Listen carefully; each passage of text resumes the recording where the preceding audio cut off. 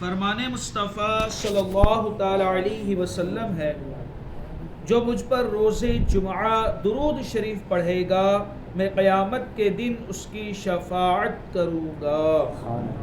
صلو علی الحبیب صلی اللہ تعالی علی محمد۔ زائر مدینہ کے لیے ضروری مسئلہ: جس نے اقامت کی نیت کی مگر اس کی حالت بتاتی ہے کہ 15 دن نہ ٹھہرے گا تو نیت صحیح نہیں۔ مثال کے طور پہ آپ یہاں سے احمد آباد گئے، ٹھیک ہے، آپ نے یہ ارادہ کیا ہے کہ مجھے یہاں 15 دن ٹھہرنا ہے، ٹھیک ہے، مگر اس 15 دن کے اندر ایک دن جو ہے آپ نے ارادہ کرے کہ ہم انجا جائیں گے، وہاں کی درگاہ پر ہم حاضری دیں گے، تو آپ 15 دن وہاں ٹھہرنے کی نیت تو کر رہے ہیں، مگر اس میں سے ایک دن آپ نے یہ بھی نیت کرے کہ مجھے اس شہر سے باہر جانا ہے، ٹھیک ہے، تو اب یہ آپ کی نیت درست نہیں ہوئی، ٹھیک ہے، کیونکہ آپ 15 دن سے پہلے شہر چھوڑ کر کے باہر نکل رہے ہیں، ہے نا۔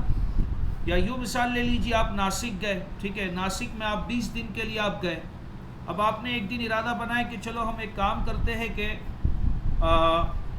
مطلب ہم خلد آباد ہو کے آتے ہیں، کئی سارے اولیاء کرام کے مزارات ہیں وہاں پر، خلد آباد ہو کے آتے ہیں ہم۔ اب اگر آپ 15 دن سے پہلے آپ باہر جا رہے ہیں، مطلب آپ کا قیام ایک ساتھ ناسک میں 15 دن سے کم ہے، ٹھیک ہے، کیونکہ آپ باہر نکلنے کا ارادہ بنا رہے ہیں، تو اب آپ کا یہ نیت اقامت یہ درست نہیں ہوئی ہے نا۔ اب یہاں پر جو مثال کے طور پر بیان کیا گیا، مثلا حج کرنے گیا یہاں پر جو مثال بیان کی گئی ہے، اور ذی الحجۃ الحرام کا مہینہ شروع ہو جانے کے باوجود 15 دن مکہ معظمہ میں ٹھہرنے کی نیت کی، تو یہ نیت بیکار ہے۔ کیوں ایسا؟ سب سے پہلے یہ بتائیے کہ حج کون سے مہینے میں ہوتا ہے؟ ذی الحج، ٹھیک ہے، کون سی تاریخ کو؟ 9 کو وقوف عرفہ یہ فرض ہے، ٹھیک ہے۔ ہم مینا کو کون سی تاریخ کو نکل جاتے؟ 8 تاریخ کو مینا کے لیے نکل جاتے۔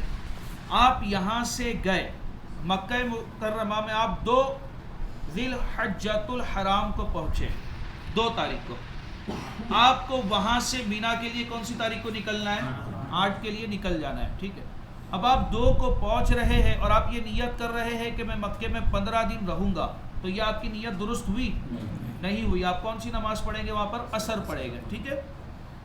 وہی مثلا حج کرنے گیا اور ذی الحجۃ الحرام کا مہینہ شروع ہو جانے کے باوجود 15 دن مکہ معظمہ میں ٹھہرنے کی نیت کی، تو یہ نیت بیکار ہے، کہ جب حج کا ارادہ کیا ہے تو 15 دن اس کو ملیں گے ہی نہیں، کہ 8 ذی الحجۃ الحرام مینا شریف اور 9 کو وقوف عرفات، 9 ذی الحجۃ الحرام کو عرفات شریف کو ضرور جائے گا، پھر اتنے دنوں تک یعنی 15 دن مسلسل مکہ معظمہ میں کیوں ٹھہر سکتا ہے؟ اس کو مکہ معظمہ میں 15 دن ایک ساتھ مل ہی نہیں رہے، وہ 8 تاریخ کو مینا جائے گا، 9 تاریخ کو عرفات جائے گا، ہے نا، پھر 10 تاریخ کو پھر مینا میں جائے گا، 12 کو یا 13 کو مکہ معظمہ میں آئے گا، تو 15 دن ایک ساتھ مکہ معظمہ میں مل ہی نہیں رہے، تو وہاں پر اقامت کی نیت کرنا یہ درست نہیں ہے۔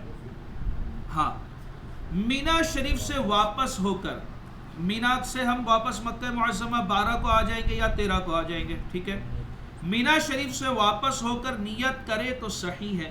اب اگر یہ نیت ہے کہ 29 ذی الحجہ کو یہاں سے مدینہ شریف جائے گا، یا 29 ذی الحجہ کو اپنے وطن واپس آئے گا، 12 سے یا 13 سے 29 ذی الحجہ تک کے مکہ مکرمہ میں ٹھہرنا ہے، اب یہ نیت یہاں پر نیت اقامت درست ہے۔